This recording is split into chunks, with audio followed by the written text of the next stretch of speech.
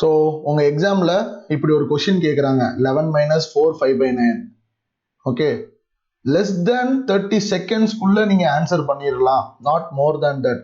30 செகண்ட்ஸே நான் அதிகமாக தான் சொல்கிறேன். எப்படி பண்ணலாம் செக் பண்ணி பாருங்கள். 4/9, ஸோ 5 அப்படின்னா 6. So this is the answer. So எப்படி சால்வ் பண்ண அப்படின்னு இந்த வீடியோக்குள்ளே பார்க்கலாம். Let's see. வாங்க.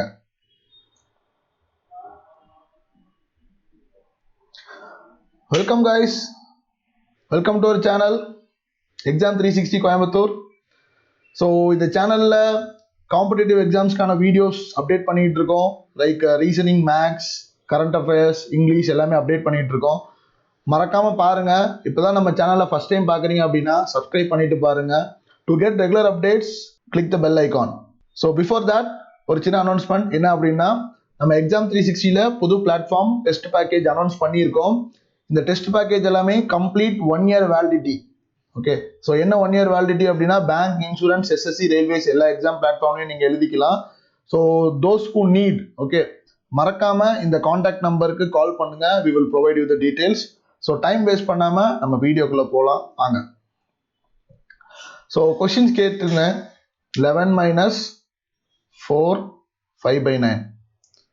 ஸோ எப்படி சார்? நல்லா பாருங்க. ஸ்கூலில் நம்ம படிச்சிருப்போம், ஃப்ராக்ஷன்கிற ஒரு கான்செப்ட் படிச்சிருப்போம். அந்த ஃப்ராக்ஷன்கிற கான்செப்டில் நிறைய பேருக்கு டவுட் இருக்கும். என்ன டவுட் அப்படின்னா, இந்த 4 5/9 எழுதும்போது இந்த 4க்கும் 5/9க்கும் இடையில் என்ன சிம்பிள் வரும்? ஃபர்ஸ்ட் டவுட் இருக்கும். ஸோ ஃபர்ஸ்ட் டவுட் தெளிவாக கிளியர் பண்ணிக்கோங்க. ஒரு ஹோல் நம்பருக்கும் ஃப்ராக்ஷன் நம்பருக்கும் இடையில எப்போவுமே ப்ளஸ் தான். ஓகே, ஒரு மிக்சட் ஃப்ராக்ஷனை பிரித்து எழுதணும் அப்படின்னா இப்படி தான் எழுதணும். நிறைய பேர் டவுட்டாக இருப்பாங்க, 4 into 5/9 கிடையவே கிடையாது. ஓகே, ஸோ இந்த டவுட் கிளியர் ஆயிடுச்சு. ஸோ இப்போ கணக்குக்குள்ள போகலாம். இப்போ ஸ்கூலாக இருந்தோம்னா நம்ம என்ன பண்ணியிருப்போம், இந்த மிக்சட் ஃப்ராக்ஷனை இம்ப்ராப்பராக மாற்றிருப்போம்.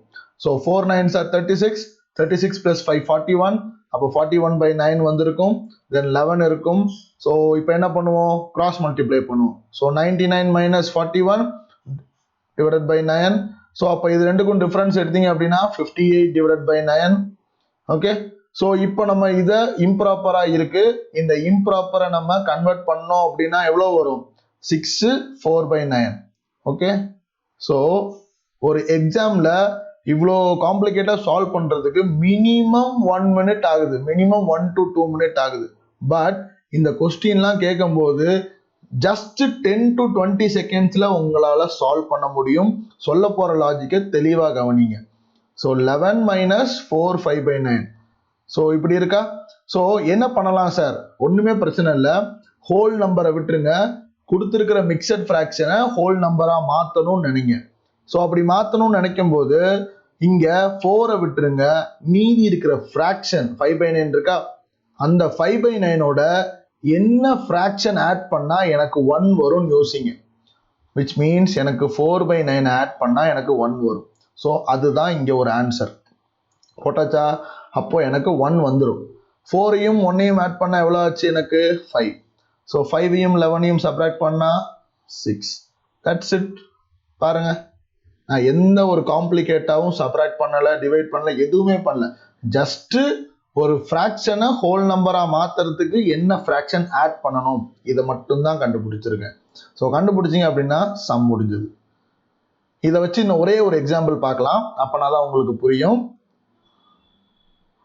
ஓகே, இன்னொரு எக்ஸாம்பிள் கொஞ்சம் பெரிய நம்பராக பார்க்கலாம்.